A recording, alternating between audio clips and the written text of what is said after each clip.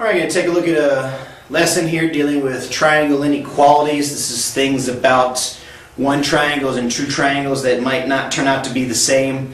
We're used to dealing with equal a lot. This time we're going to deal with inequalities. How are things different and changed when you have a situation where things aren't the same in a triangle? So, three things to look at and some problems to go along with them.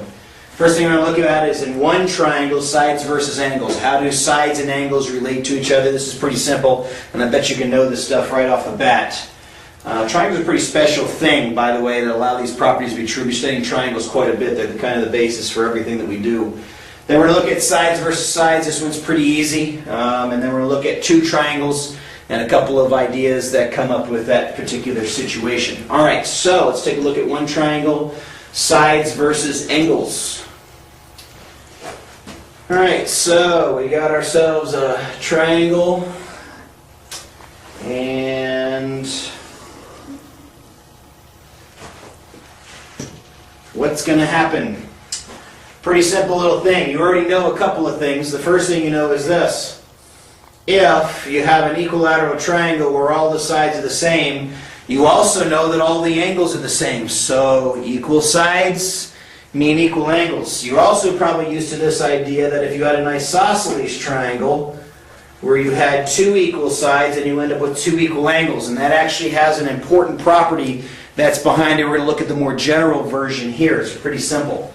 Let's say, and I'm just going to label these rather than go with actual angle measures, but I could do with actual angle measures. Let's say this is my largest angle, my medium angle, and my small angle. Now, if it stands to reason that two equal sides mean two equal angles, as soon as those sides become unequal, the angles must become unequal. And in fact, they become equal in a very specific way.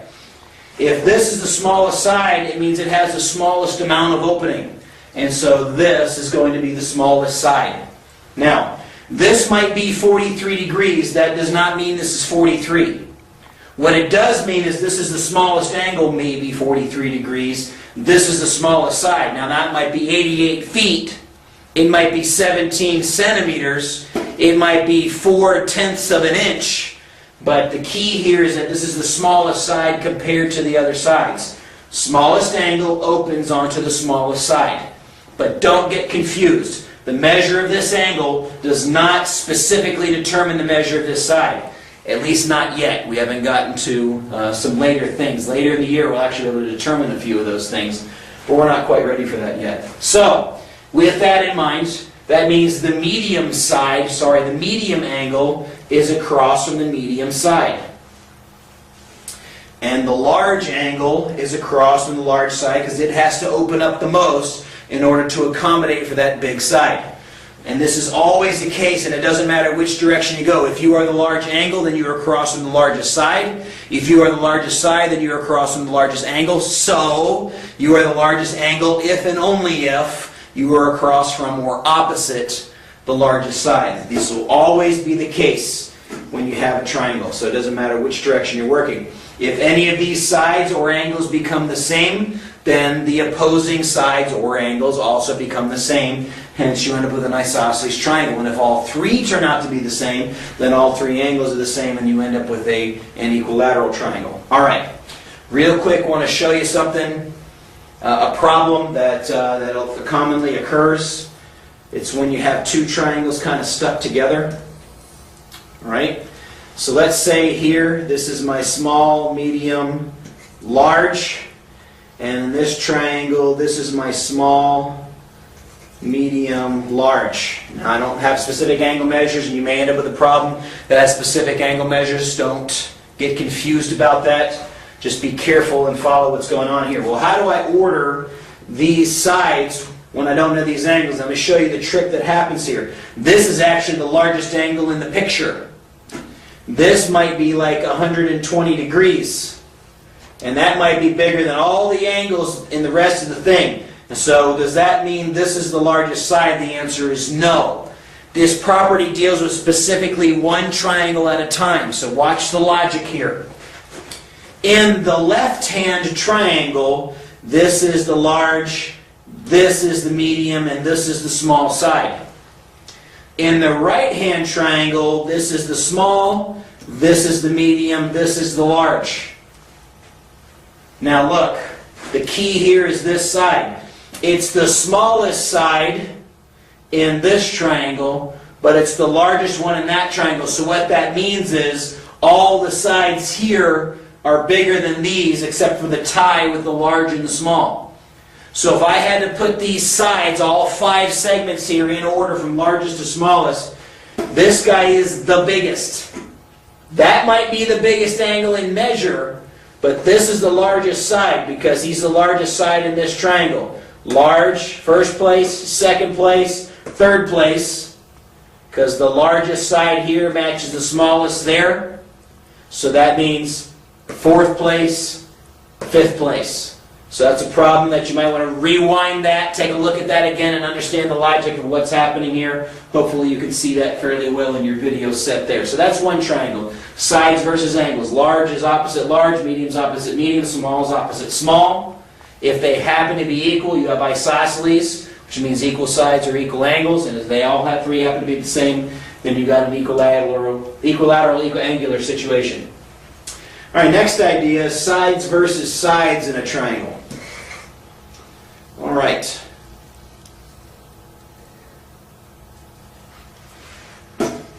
If I have 2 sides, let's say this one's 10 and this one's 6, and I have a 1 here, that doesn't make a triangle. It's not big enough.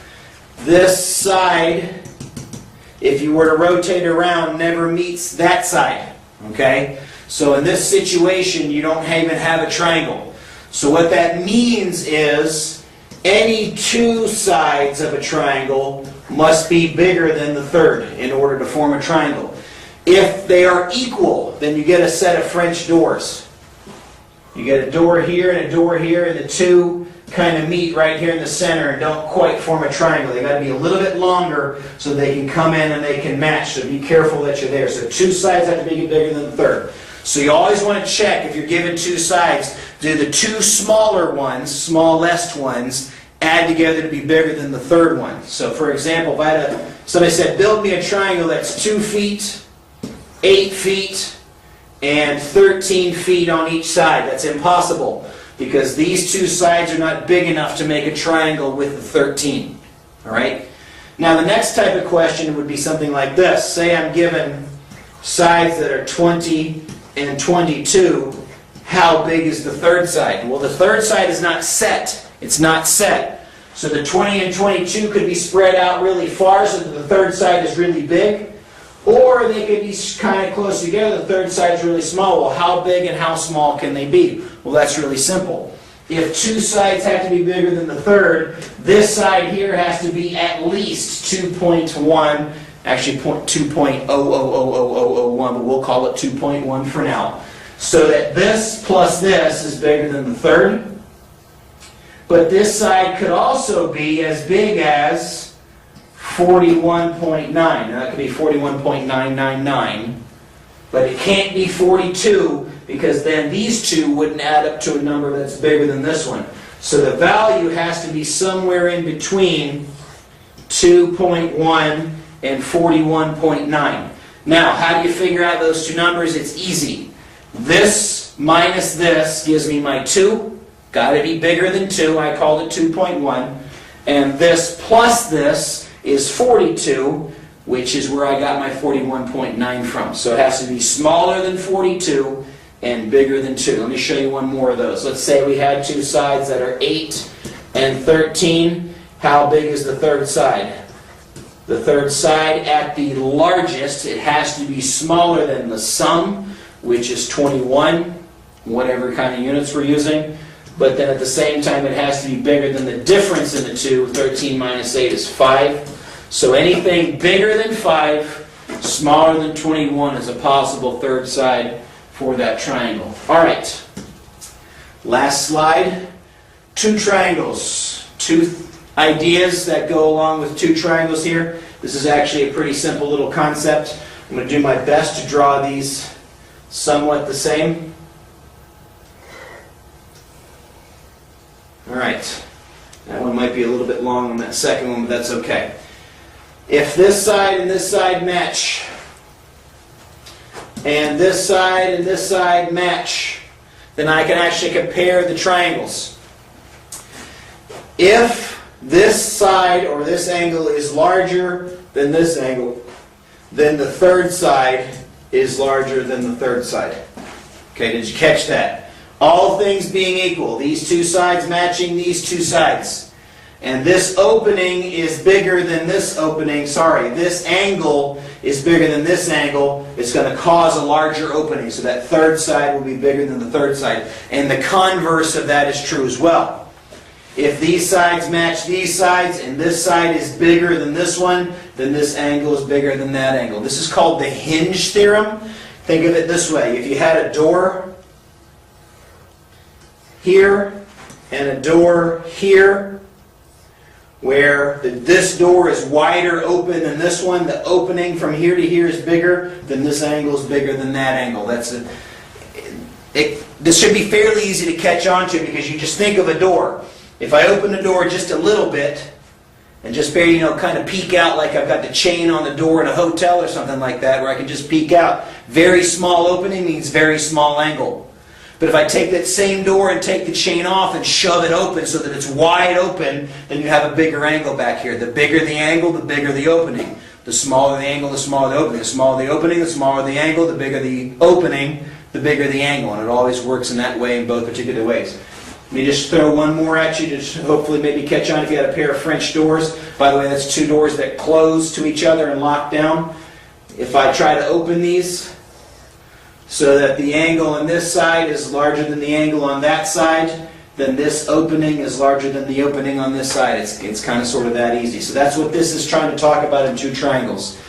Given two equal sets of sides, you can compare the angles in the third sides by how big they are.